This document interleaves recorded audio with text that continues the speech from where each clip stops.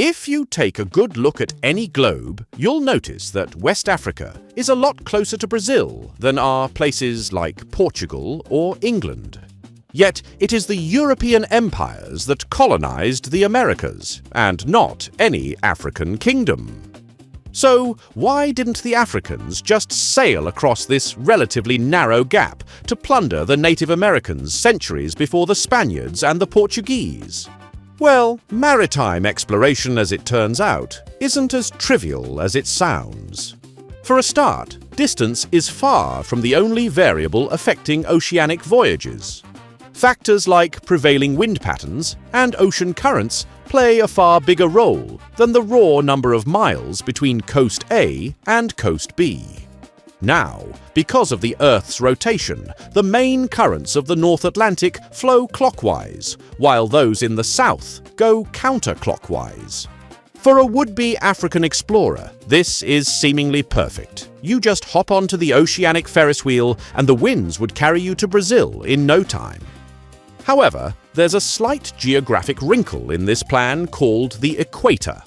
Along this imaginary line, the northern and southern currents meet and cancel each other out, leaving ships stranded for weeks in still air or wrecking them with sudden storms. This effect formed an impassable wall between Africa and South America, the so-called doldrums, where if a ship got stuck, it was very difficult to escape.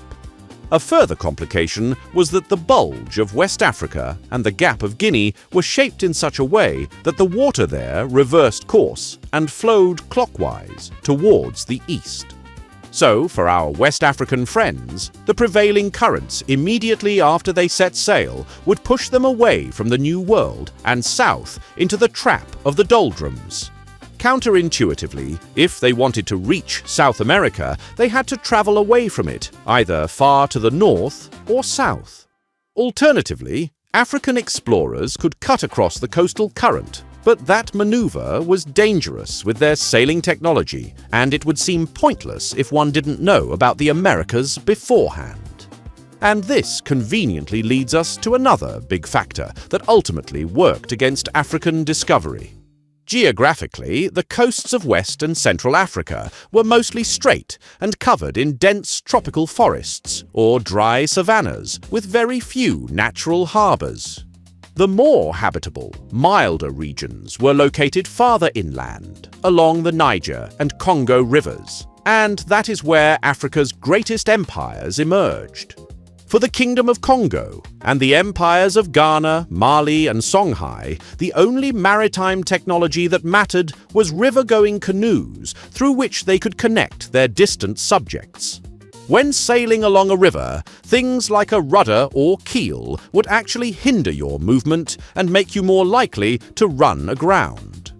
Thus, the Africans were perfectly fine sticking with paddles and oars, yet without keels and rudders, they had no hope of crossing the ocean. But the true answer to our conundrum is that the Africans simply had no need to cross the Atlantic. In their heyday, the empires of Mali and Songhai were among the wealthiest and most stable in the world, with more gold and salt mines than pretty much anyone else. Merchants from across the Islamic world and Europe came to Africa seeking to trade. So, from an African point of view, Africa was the center of the world, and there was simply no need to go exploring overseas. African rulers were happy to cash in on this lucrative trade and to let the foreign traders bear all the risks of seafaring journeys, which often ended up lost or shipwrecked. Because the Africans had no need to bear such risk, they didn't need to invent joint stock companies, so consequently there was no way for private individuals to trade or colonize overseas when the rulers weren't interested. Unfortunately for the Africans, their preferred currency of choice was cowrie shells, which were rare in Africa but plentifully abundant in the Maldives. Thus, once the Portuguese and the Dutch reached the Indian Ocean, they unlocked a sort of cheat code for trading with West Africa. It's very similar to what modern data brokers are doing to you right now. They scrape your name, address, number, and even your relatives' info, all for free, just to sell it to the highest bidder. If you're wondering how all the spammers find you, this is it. But you can fight back and reclaim your digital privacy thanks to our dear friends over at Incogni. Their fully automated service tracks down and removes your personal data from hundreds of data brokers by sending removal requests on your behalf. And if you opt for their unlimited plan, you unlock their powerful custom removals feature. If you find your information exposed on a specific website, just send the link to Incogni and a dedicated privacy expert will take it down. Incogni is the first and only personal data removal service to be independently verified by DeLoach, so you know they get the job done. The easiest way to stay safe is to stay private, and as a special courtesy to SideQuest viewers, you can try Incogni for free for 30 days and get 60% off their annual plans if you use the promo code SideQuest60 or click the link in the description. Now, unfortunately for our African friends, they had no way to protect themselves from the cowrie shell exploit of the Europeans.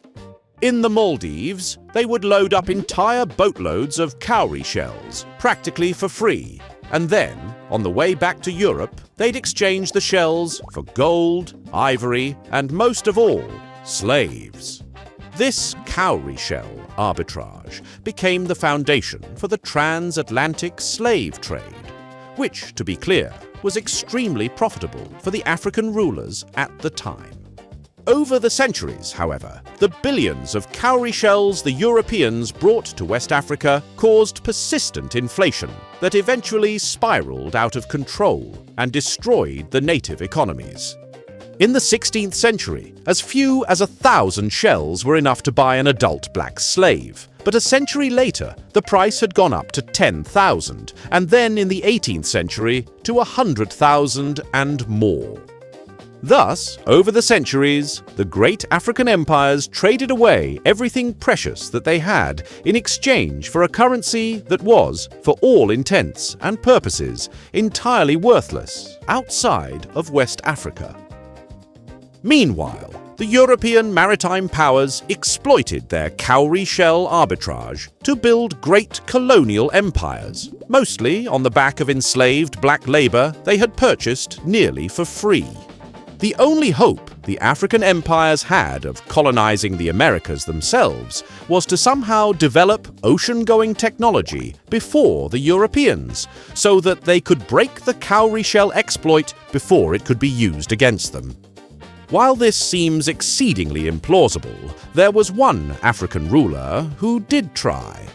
Sometime during the early 14th century, Mansa Mohammed, the Emperor of Mali, sent a great expedition westwards into the Atlantic Ocean.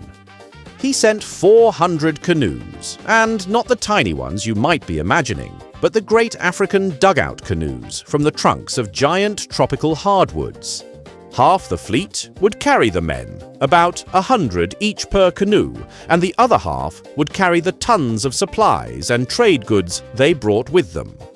Of this vast fleet, only a single canoe returned to Mansa Mohammed, and the weary captain told the emperor that the entire fleet had sailed into a powerful current, which took them beyond the horizon. Only the last canoe had decided to turn back, and the rest never returned. What the captain described matches the Canary Current, which, as we mentioned before, does flow from West Africa to Brazil. So perhaps the expedition did reach the New World, but without proper ocean-going ships, they would have no way of sailing back home to Africa, so the trip would have been one way. Mansa Mohammed was undeterred by the captain's story and called for a second expedition, 10 times as large, which he would personally lead. And so, around 1310, he sailed out from the Senegambian coast into the horizon, never to be seen again. We know about this story from his son and heir, the famous Mansa Musa, who was so wealthy that his pilgrimage to Mecca crashed the Egyptian economy by introducing too much gold. But that's a story for another time. What we can say for certain is that West Africa's only attempt at maritime exploration ended in complete disaster, if it took place at all. But what might not end in complete disaster is our humble little endeavour here on YouTube, thanks to the boundless generosity of viewers like you who support us on Patreon. Please let us know what topics you'd like us to cover in the future, and stay tuned for the next nautically implausible episode of SideQuest. Why did Mansa Mohammed never return? He just went with the flow.